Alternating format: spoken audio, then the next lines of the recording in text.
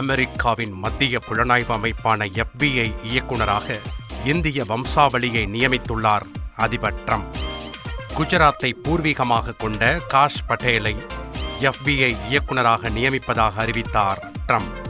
Cash Patel நியமனத்திற்கு அமெரிக்க senate சபை ஒப்புதலை வழங்கியிருக்கிறது. FBI இயக்குநராக நியமிக்கப்பட்டதற்கு அதிபர் ட்ரம்புக்கு நன்றி தெரிவித்த காஷ் பட்டேல் பெற்றோர் காலை தொட்டு வணங்கினார். அப்போது அவர் எழுப்பிய முழக்கம் கவனம் பெற்றது.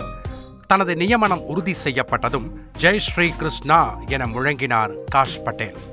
குஜராத்தை பூர்வீகமாக கொண்ட தம்பதிக்கு நியூயார்க்கில் பிறந்தவர். சட்டப்படிப்பை அடுத்து அமெரிக்க பாதுகாப்பு படையில் இணைந்துள்ளார்.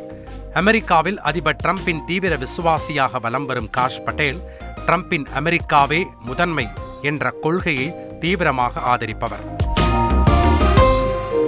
அமெரிக்க பாதுகாப்புத் துறையில் பல்வேறு முக்கிய பொறுப்புகளை வகித்தவர். 44 வயதாகும் காஷ் பட்டேல்.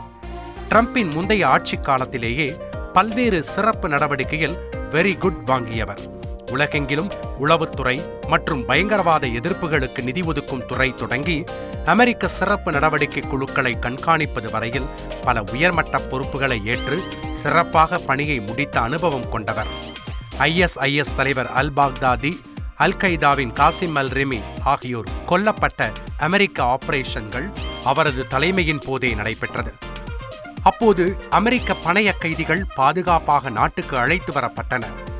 இப்போது அமெரிக்க மத்திய புலனாய்வு அமைப்பின் 9வது இயக்குநராக நியமிக்கப்பட்டிருக்கும் காஷ் பட்டேல் FBI மீதான நம்பிக்கையை கட்டி எழுப்புவேன், அமெரிக்கர்களுக்கு தீங்கிழைப்பவர்கள் பிரபஞ்சத்தின் எந்த மூலையில் இருந்தாலும் வேட்டையாடுவோம் என எச்சரித்துள்ளார். அயோத்தியில் ராமர் கோயில் கட்டுவதற்கு குரல் கொடுத்தவர். காஷ் பட்டேல் காதலி அலெக்சிஸ் பெல்கின்ஸ் அமெரிக்க நாடாளுமன்ற செயலாளராக பணியாற்றுகிறார். காஷ் பட்டேல் வருகை உலகம் முழுவதும் பயங்கரவாதிகளுக்கு பதற்றம்தான் என்கிறார்கள் பாதுகாப்பு வல்லுநர்கள்.